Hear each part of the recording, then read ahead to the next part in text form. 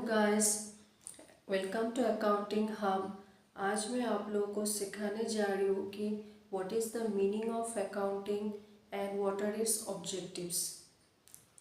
तो देखिए, यहाँ पर मैंने बोर्ड में लिखा है meaning of accounting. Accounting is a systematic process. Systematic मतलब वो एक सिस्टम में जाता है, ठीक है। ऑफ रिकॉर्डिंग, रिकॉर्डिंग मतलब क्या है? जर्नल एंट्रीज पास करना, ठीक है। क्लासिफाइंग मतलब लेजर अकाउंट्स प्रिपेयर करना। समराइजिंग मतलब ट्रायल बैलेंस से लेकर बैलेंस शीट तक प्रिपेयर करना। देन एनालाइजिंग मतलब एग्जामाइन करना बुक्स ऑफ अकाउंट्स, ठीक है। इंटरप्रेटिंग, इंटरप्रेटिंग मतलब देखना कि बिजनेस को प्रॉफिट अर्न हुआ है या लॉस इनकर हुआ है। The financial transactions, financial transactions मतलब क्या है? जो ट्रांजेक्शन मॉनिटरी टर्म्स में मेजर किया जा सकता है, ठीक है, उसको फाइनेंशियल ट्रांजेक्शन्स बोला जाता है। एंड कम्युनिकेटिंग, कम्युनिकेटिंग मतलब सारे information to the interested parties को शेयर किया जाता है, ओके। तो वही बोला है गया है the results to the users thereof. जो भी यूज़र्स हैं, ओके, अकाउंटिंग इंफॉर्मेशन का, तो उन सब लोगों को वो इंफॉर्मेशन शेयर किया जाता है, अकाउंटिंग इंफॉर्मेशन शेयर किया जाता है। तो वही है मीनिंग ऑफ अकाउंटिंग। अभी डेफिनेशन देखिए, according to American Institute of Certified Public Accountants. तो डेफिनेशन किसने दिया है? American Institute of Certified Public Accountants. क्या डेफिनेशन दिया है गया है?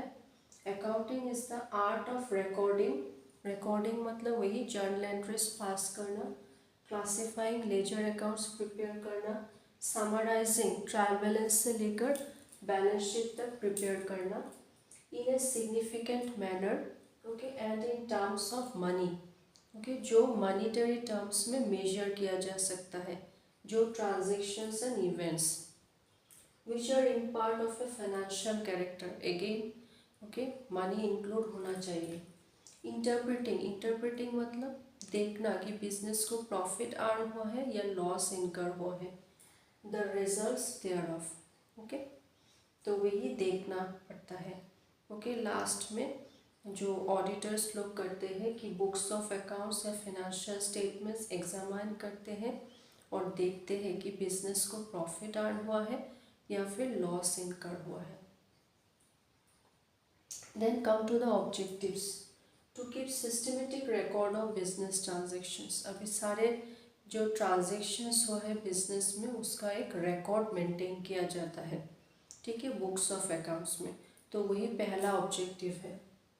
दूसरा है कि टू एसर्टेन द प्रॉफिट और loss of the business by preparing trading and profit and loss account.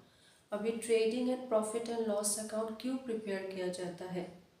Okay, ताकि देखा जाए कि बिजनेस को प्रॉफिट अर्न हुआ है या बिजनेस लॉस में चला जा रहा है।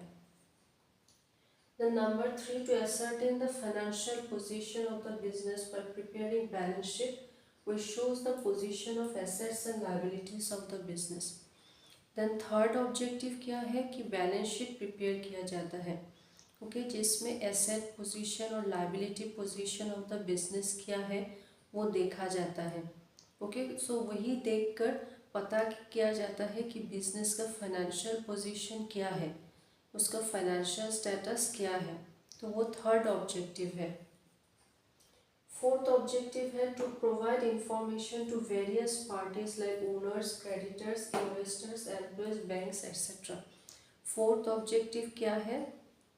सारे अकाउंटिंग इंफॉर्मेशन शेयर किए जाते हैं किसको? ओनर्स को, जो शेयर होल्डर्स हैं, creditors, then investors, employees, banks etcetera, ये सारे पार्टीज को अकाउंटिंग इंफॉर्मेशन शेयर किया जाता है।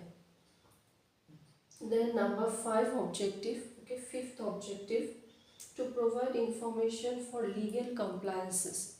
अभी लीगल कंप्लायंसेस मतलब क्या? बिजनेस को जैसे जीएसटी पे करना पड़ता है, फिर इनकम टैक्स पे करना पड़ता है, डायरेक्ट एंड इनडायरेक्ट टैक्सेस, फिर कस्टम ड्यूटी पे करना पड़ता है। तो वो सारा किसके बेसिस के ऊपर बिजनेस पे करता है, अकाउंटिंग देखकर। ओके, बिजनेस का अकाउंटिंग इंफॉर्मेशन देखकर बिजनेस ये ओके लीगल रिक्वायरमेंट्स जो भी है, जीएसटी पे करना या फिर इनकम टैक्स पे करना, वो सब आसानी से कर सकता है। तो यही है 5 objectives of accounting. Meaning and definition आप लोग देख लीजिएगा, ठीक है।